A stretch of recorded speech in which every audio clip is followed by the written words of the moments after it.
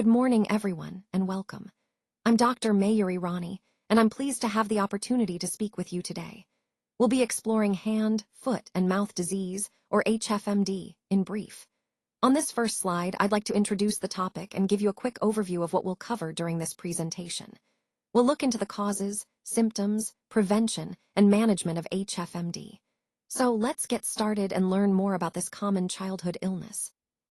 Sure, here's the word-by-word narrative script for slide 2. Hand, foot, and mouth disease, or HFMD, is a common viral illness that we often see in infants and young children. It's important to recognize that this illness typically presents with a few key symptoms. These include a fever, which is usually one of the first signs, sores that can appear inside the mouth, making eating and drinking uncomfortable, and a skin rash that often shows up on the hands and feet. Understanding what HFMD is helps us to identify it early and manage it effectively, especially since it's quite contagious among children. As we go through the presentation, keep in mind how these symptoms fit into the overall picture of infectious diseases in pediatric populations. No, hand, foot, and mouth disease is often confused with foot and mouth disease, which is also called hoof and mouth disease. But it's important to understand that these are two very different illnesses. Hand, foot, and mouth disease primarily affects humans, especially children, and is caused by a different virus.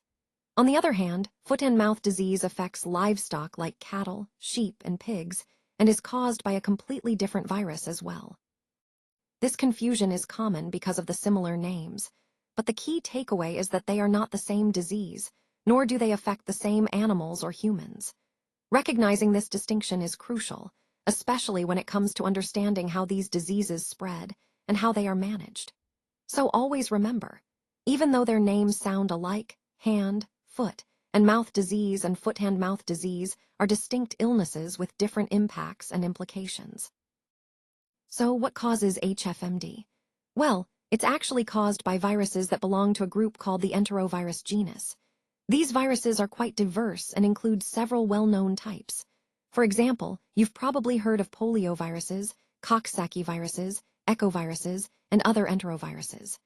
Among these, the most common culprit behind HFMD is the Coxsackie virus A16. However, it's important to remember that sometimes HFMD can also be caused by enterovirus 71 or other types of enteroviruses. Understanding these causes helps us see how widespread and varied the infections can be, which is key in managing and preventing outbreaks. This link to the broader group of enteroviruses also ties into the overall picture of how these viruses spread and affect children worldwide. HFMD is usually not serious, which is good news for most cases. When it's caused by Coxsackie virus A16, it's typically a mild disease, and nearly all patients recover within about 7 to 10 days without needing medical treatment. That's reassuring, right? However, there's another cause of HFMD, enterovirus 71, or EV71. This strain can sometimes lead to more serious complications, like viral meningitis, which is an inflammation of the membranes surrounding the brain and spinal cord. In rare cases, EV71 can cause even more severe conditions such as encephalitis, which is an inflammation of the brain itself, or a polio-like paralysis. And this is important to remember. EV71 encephalitis can be fatal. So, while most cases of HFMD are mild and self-limiting, we shouldn't overlook the potential for serious illness, especially with certain virus strains. This highlights the importance of monitoring symptoms carefully and seeking medical attention if anything unusual occurs. HFMD is moderately contagious, meaning it can spread quite easily, but it's not as infectious as some other illnesses. The main way the infection spreads is through direct contact. That includes touching someone's nose or throat discharges, saliva, fluid from blisters, or even stool from an infected person. So close contact really does matter here. You'll notice that a person is most contagious during the first week of the illness. That's when the virus is most actively shedding, and the risk of transmission is highest. It's also important to remember that HFMD is not transmitted to or from pets or other animals. So, if you're around animals, you don't have to worry about catching or spreading HFMD through them. Overall, understanding how contagious HFMD is helps us take the right precautions to protect ourselves and others, especially during that initial, most infectious period. The usual period from infection to the onset of symptoms, which we call the incubation period, is typically between 3 to 7 days. This means that after someone gets infected, it can take a few days before they start to show any signs of illness.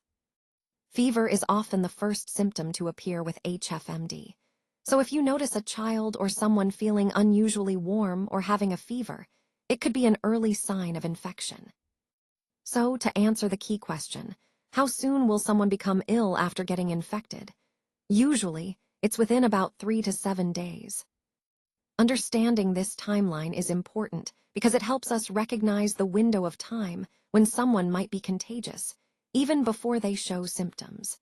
This connects to our overall theme of awareness and prevention, reminding us how quickly HFMD can develop and spread. Now, when we look at who is most at risk for hand, foot, and mouth disease, it's important to understand that infants, children, and adolescents are particularly more susceptible to these viruses. This increased vulnerability is mainly because they are less likely than adults to have built up immunity to these infections. So, their immune systems haven't had as much exposure or opportunity to develop defenses. This means that when these viruses are around, these younger age groups are more likely to get infected and to become ill. Recognizing this helps us focus on protecting these populations and emphasizes the importance of good hygiene and preventive measures in settings like daycare and schools. Ultimately, understanding who is at risk helps us better tailor our efforts to prevent and control outbreaks. Now, let's talk about when and where HFMD tends to occur. Individual cases and outbreaks of HFMD happen all over the world, so it's a truly global issue. In temperate climates, you'll notice that these cases are more common during the summer and early autumn months. This seasonal pattern is important because it helps us understand when the virus is most active and when the risk for transmission is higher. In recent years, there have been significant outbreaks of HFMD caused by enterovirus 71, particularly in some Asian countries and Australia. These outbreaks have been quite notable because they tend to be more severe and can lead to serious complications. Recognizing where and when HFMD occurs allows us to better prepare for and respond to these outbreaks, which ties directly into our overall discussion on managing and preventing the disease. Let's talk about how HFMD presents itself and how it can be diagnosed. HFMD is one of many infections that cause mouth sores, but what's distinctive about it is the combination of symptoms. Typically, it starts with a mild fever, which many of you might recognize as a common sign of illness. Alongside the fever, children often experience poor appetite and a general feeling of malaise, which means they just don't feel well. Sometimes, there's also a sore throat involved. A couple of days after the fever begins, you'll notice sores developing in the mouth. These sores start as small red spots that then blister. Over time, these blisters often turn into ulcers, which can be quite painful. The most common locations for these sores are the tongue, the gums, and inside of the cheeks, areas that are easily visible and often quite sensitive. Now, when it comes to diagnosing HFMD, healthcare providers look closely at these signs and symptoms. The presence of the characteristic mouth sores along with the fever and rash can strongly suggest HFMD. Sometimes, a doctor might take a sample or swab from a sore to confirm the diagnosis, especially if the presentation is unclear.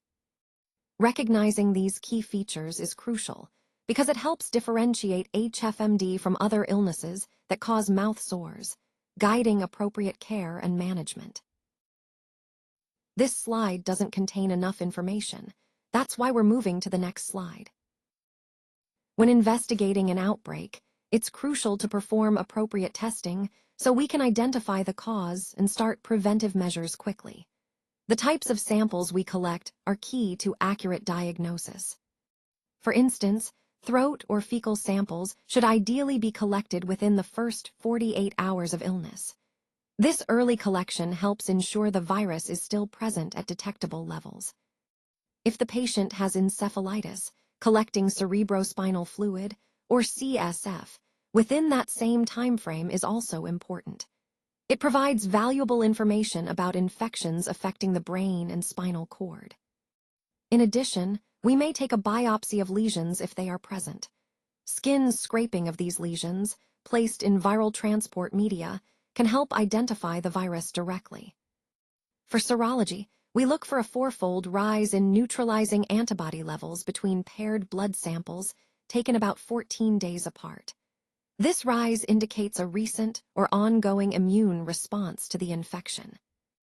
All these samples and tests are vital for a definitive laboratory diagnosis, guiding us to confirm the pathogen responsible and implement effective control strategies.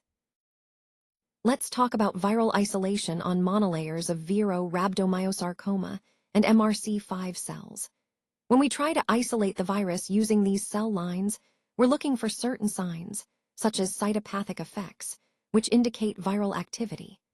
If we do observe these effects, the next step is to confirm the presence of the virus through an immunofluorescence test. Specifically, we use an enterovirus screening set that can detect a range of viruses including paeonenteroviruses, CBV, ECHO, and poliovirus blends. This helps us accurately identify the viral agent involved. Now, in India, the good news is that testing facilities for these procedures are available at prominent centers like the National Institute of Communicable Diseases in Delhi and the Enterovirus Research Center in Mumbai. These labs are equipped to perform these crucial tests, ensuring reliable diagnosis and aiding in our overall efforts to understand and control viral infections. As we look at how HFMD is treated, it's important to understand that there isn't a specific antiviral or targeted therapy available for this or other enterovirus infections. Instead, the focus is on managing the symptoms to help patients feel more comfortable. Symptomatic treatment typically involves measures to reduce fever, alleviate aches, and relieve pain caused by mouth ulcers. These might include over-the-counter pain relievers or soothing mouth rinses. The key takeaway here is that while we can't eliminate the virus directly, supportive care plays a crucial role in helping patients recover more comfortably. This approach ties into the overall theme of managing viral illnesses by alleviating symptoms and improving quality of life during the course of the infection. Let's talk about how to handle HFMD in a child care setting. First, it's important to recognize that children are often excluded from group activities during the first few days of illness. This simple step can really help reduce the spread of infection among kids. Next, hygiene is key. Everyone, children and adults alike, should wash their hands frequently and thoroughly. This is especially true after changing diapers or using the toilet, as those are common times when germs can transfer. Additionally, it's crucial to regularly clean and disinfect any contaminated items and surfaces. Using a diluted solution of chlorine-containing bleach is effective for this purpose. Proper disinfecting helps eliminate the virus from the environment, preventing further transmission. By following these practices, we can maintain a safer, healthier child care setting and better control the spread of HFMD.